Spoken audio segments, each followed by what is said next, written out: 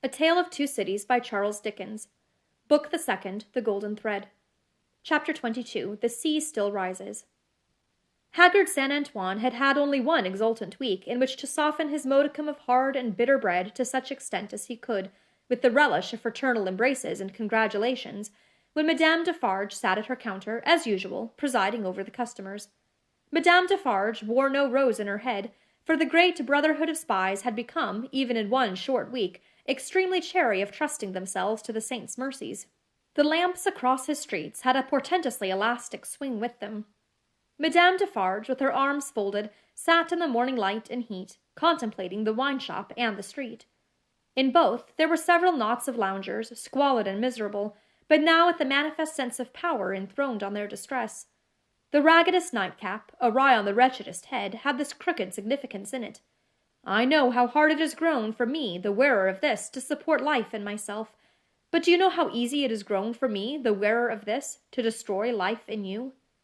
Every lean, bare arm that had been without work before had this work always ready for it now, that it could strike.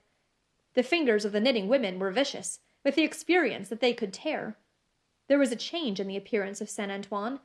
The image had been hammering into this for hundreds of years, and the last finishing blows had told mightily on the expression. Madame Defarge sat observing it with such suppressed approval as was to be desired in the leader of the Saint Antoine women. One of her sisterhood knitted beside her. The short, rather plump wife of a starved grocer, and the mother of 2 children withal, this lieutenant had already earned the complimentary name of the Vengeance. "Hark!" said the Vengeance. "Listen, then. Who comes?"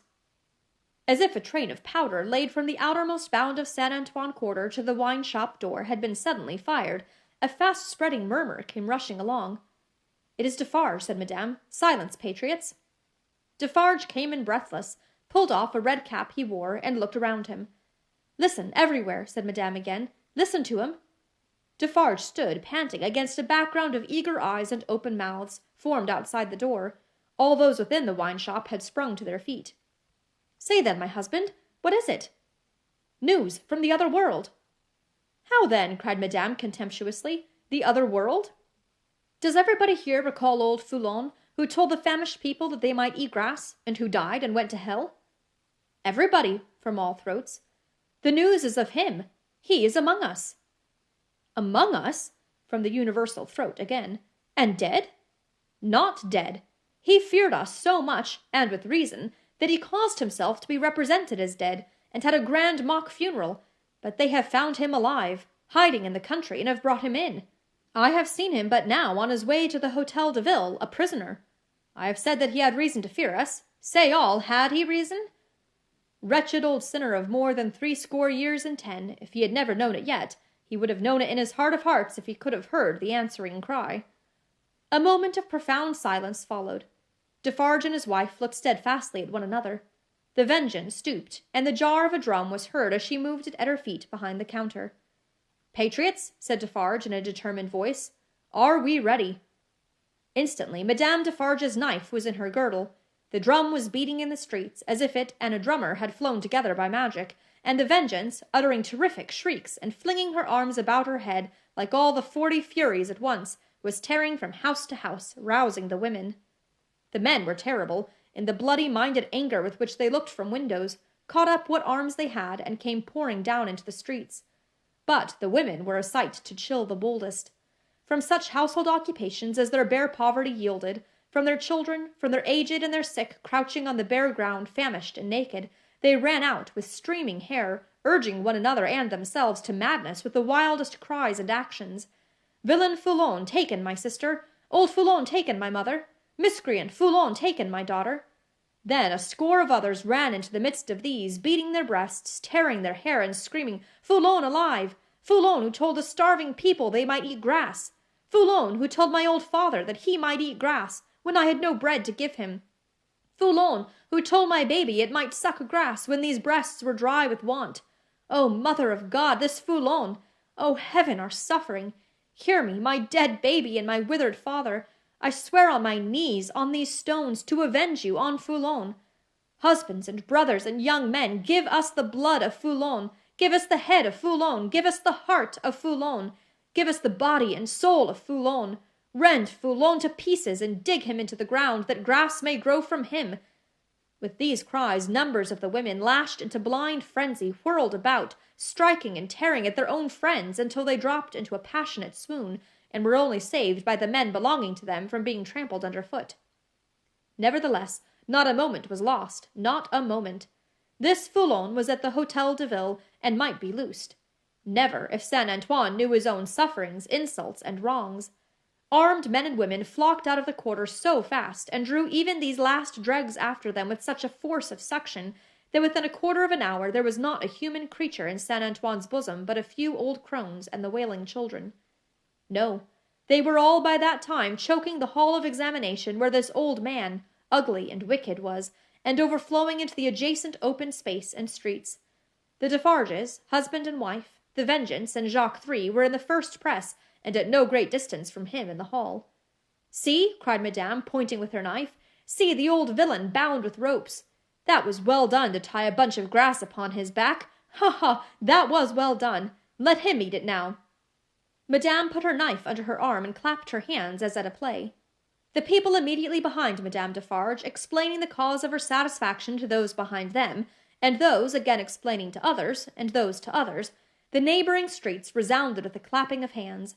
Similarly, during 2 or 3 hours of drawl, and the winnowing of many bushels of words, Madame Defarge's frequent expressions of impatience were taken up, with marvellous quickness, at a distance.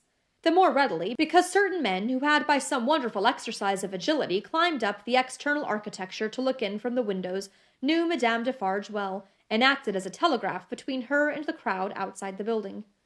At length the sun rose so high that it struck a kindly ray as of hope or protection, directly down upon the old prisoner's head. The favour was too much to bear. In an instant the barrier of dust and chaff that had stood surprisingly long went to the winds, and Saint Antoine had got him. It was known directly, to the furthest confines of the crowd, Defarge had but sprung over a railing and a table, and folded the miserable wretch in a deadly embrace.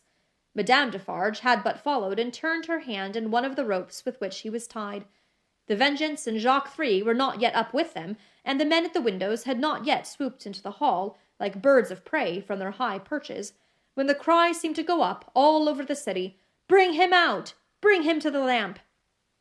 Down and up, and head foremost on the steps of the building, now on his knees, now on his feet, now on his back, dragged and struck at, and stifled by the bunches of grass and straw that were thrust into his face by hundreds of hands, torn, bruised, panting, bleeding, yet always entreating and beseeching for mercy, now full of vehement agony of action, with the small clear space about him as the people drew one another back that they might see, now a log of dead wood drawn through a forest of legs.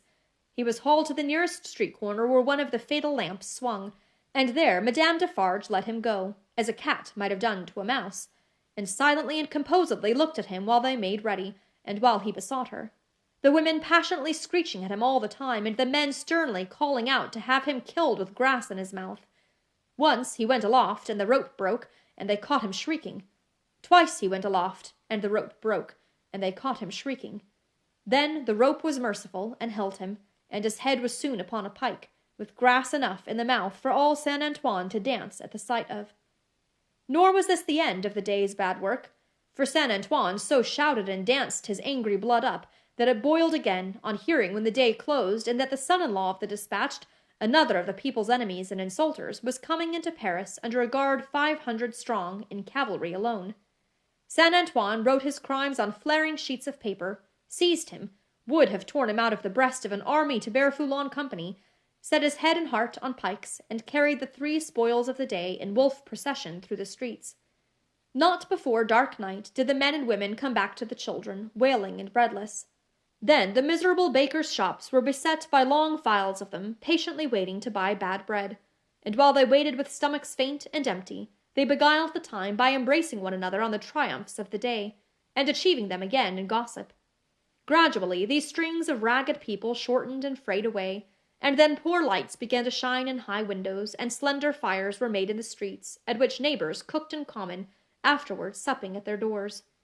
Scanty and insufficient suppers those, and innocent of meat, as of most other sauce to wretched bread. Yet human fellowship infused some nourishment into the flinty viands, and struck some sparks of cheerfulness out of them. Fathers and mothers who had had their full share in the worst of the day played gently with their meagre children, and lovers, with such a world around them and before them, loved and hoped. It was almost morning when Defarge's wine shop parted with its last knot of customers, and Monsieur Defarge said to Madame his wife, in husky tones, while fastening the door, "At last it has come, my dear." "Eh, well," returned Madame, "almost." Saint Antoine slept. The Defarges slept. Even the Vengeance slept with her starved grocer, and the drum was at rest. The drum's was the only voice in Saint Antoine that blood and hurry had not changed. The Vengeance, as custodian of the drum, could have wakened him up, and had the same speech out of him as before the Bastille fell, or old Foulon was seized. Not so with the hoarse tones of the men and women in Saint Antoine's bosom.